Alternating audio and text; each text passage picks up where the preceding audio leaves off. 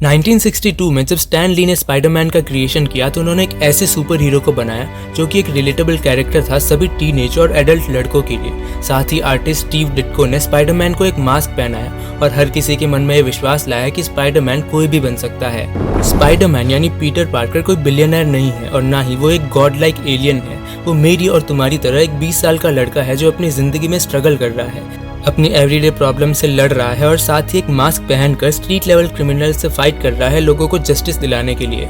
लेकिन क्या तुमने ये नोटिस किया है कि एक तरफ जहाँ स्पाइडरमैन पूरी दुनिया को बचाता है तो पीटर पार्कर खुद अपने आप को भी नहीं बचा पाता। स्पाइडरमैन कॉन्फिडेंट और एनर्जेटिक है तो पीटर का सेल्फ कॉन्फिडेंस जमीन के अंदर गड़ा हुआ मिलता है। स्पाइडरमैन हर किसी का फेवरेट है लेकिन पीटर को मुश्किल से ही किसी का प्यार नसीब होता है। लेकिन क्या रीजन है कि सिर्फ एक ही इंसान होने के बावजूद भी इन दोनों में इतना फर्क है?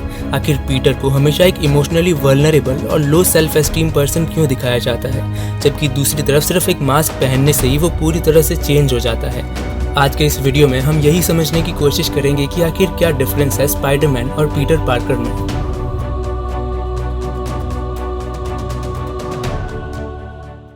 स्टैन ली के लिए स्पाइडरमैन का क्रिएशन कोई इजी टास्क नहीं था। उसके फर्स्ट अपीयरेंस से पहले ही उन्हें कितनी प्रॉब्लम का सामना करना पड़ा। 1960s में सभी comic book Superman, Batman, iron man और वंडर वुमन जैसे कैरेक्टर्स से भरी थी। कोई एलियन था, कोई गॉड था तो कोई बिलियनर था। ये सभी फैंस के बीच पॉपुलर थे लेकिन इनमें से कोई भी ऐसा नहीं था जो उन्हें रिलेटेबल फील कर पाए। ये सभी कैरेक्टर्स उन आम लोगों के एस्पिरेशंस को रिफ्लेक्ट करते थे। और इसी बीच स्टैन ली एक ऐसे हीरो को चाहते थे जो उन सभी रीडर्स को रिलेटेबल फील करवाए। एक टीनेज लड़का जिसके पास ना तो कोई वेन एंटरप्राइज है और ना ही कोई फोर्ट्रेस ऑफ सॉलिट्यूड, जिसके लिए खुद अपनी जिंदगी संभालना एक बड़ा चैलेंज है। स्टैन ली स्पाइडरमैन को एक ऐसे इंसेक्ट की पावर देना चाहते थे जिसे पहले कभी एक्सप्लोर नहीं किया गया था। लेकिन मार्टिन गुडमैन जो कि उस वक्त मार्वल के पब्लिशर थे, वो स्टैन ली के इस आइडिया से राजी नहीं थे। उनका मानना था कि कोई भी टीनेजर को एक हीरो के तौर पर इमेजिन नहीं कर सकता और साथ ही एक ऐसे इंसेक्ट से इंस्पायर होना जिसे लोग डिस्गस्टिंग मानते हैं, ये हीरो उनके कॉमिक सेल्स को काफ़ी ज़्यादा नुकसान पहुंचाएगा। लेकिन अंत में मार्टिन गुडमैन स्पाइडरमैन की स्टोरी पब्लिश करने के लिए राजी हुए और वो भी एक ऐसी कॉमिक बुक में जिसका पब्लिकेशन जल्द ही बंद होने वाला था।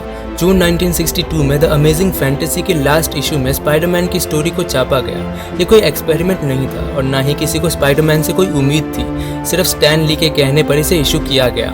लेकिन इसे पब्लिक का एक ओवरवेलमिंग रिस्पॉन्स मिला और इसी के बाद स्पाइडरमैन को एक dedicated comic the amazing Spiderman में पब्लिश किया गया। पर स्पाइडरमैन की इनिशियल सक्सेस कोई एक्स्ट्रा ऑर्डिनरी स्टोरीज नहीं थी। स्पाइडरमैन को लोगों ने पसंद किया क्योंकि एक रिफ्लेक्शन था हर उस टीनेज लड़के का जो अपने डेली लाइफ से तो परेशान है ही, लेकिन साथ ही एक सुपर हीरो बनकर लोगों की जान बचाने के सपने भी देखता है। ये बात हम समझ चुके हैं कि पीटर को इतना कमज़ोर दिखाने के पीछे राइटर का इंटेंट सिर्फ उसे रिलेटेबल फील करवाना था। लेकिन इस बात का क्या लॉजिक है कि सिर्फ एक मास्क पहनकर पीटर एक ऐसे इंसान में चेंज हो जाता है जो उसका कम्प्लीटली अपोजिट है। पीटर पार्कर एक ऐसा लड़का है जो कोई भी काम ढंग से नहीं कर सकता, जिसे अपनी पढ़ाई के साथ जॉब भी करनी है ताकि वो अपना रेंट पे कर सके। अपनी जॉब करते समय भी वो लगातार गलतियां करता है और अपने एम्प्लॉयर से बात बात पर डांट खाता है। प्यार के मामले में भी उसे या तो रिजेक्शन मिलता है या फिर धोखा, फिर चाहे वो मैरी जेन हो या फिर ग्वेन स्टेसी। लेकिन जब वो स्पाइडरमैन का मास्क पहनता है तो उसे बड़ी बड़ी बिल्डिंग से स्विंग करने में भी कोई झिझक नहीं रहती। लोगों की जान बचाना, उन्हें एक होप देना उसकी रिस्पॉन्सिबिलिटी बन जाती है और इसी वजह से वो हर किसी का फेवरेट बन जाता है। इवन मैरी जेन भी स्पाइडरमैन से प्यार करती है, ना कि पीटर से। लेकिन क्या तुम ये जानते हो कि पीटर और स्पाइडरमैन में इतना फर्क होने का मेन रीजन है उसका गिल्ट। पीटर को जब शुरुआत में उसकी पावर्स मिली तो उसने उनका यूज अपने फायदे के लिए करने का सोचा और इसी चक्कर में उसने उस चोर को जाने दिया जिसने आगे चलकर बेन पार्कर यानी पीटर के अंकल बेन का मर्डर किया। इस मूवमेंट ने पीटर के अंदर एक्सट्रीम गिल्ट पैदा किया कि उसकी वजह से उसके अंकल बेन की मौत हो गई। जब वो स्पाइडरमैन का मास्क पहनता है तो उस गिल्ट से आगे बढ़ने के लिए उसके पावर्स उसे मौका देते हैं। वो एक वाउंडेड हीलर की तरह एक्ट करता है। जब भी किसी को अंकल बेन के सिमिलर सिचुएशन में देखता है तो उसे बचाने की कोशिश करता है। वो लोगों को और अपने आप को होप देता है कि वो अच्छा कर सकता है।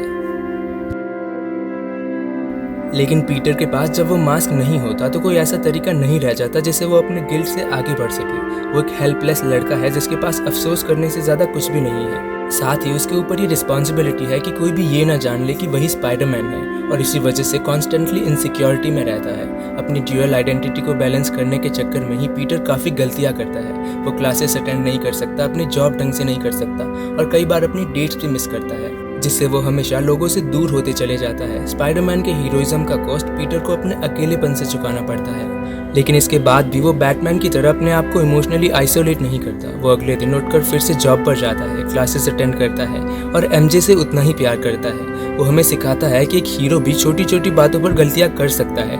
इमोशनल एक्सप्रेशन किसी तरह की कमजोरी नहीं है, बल्कि यही स्ट्रेंथ की असली पहचान है। और यही है the original friendly neighbourhood Spiderman.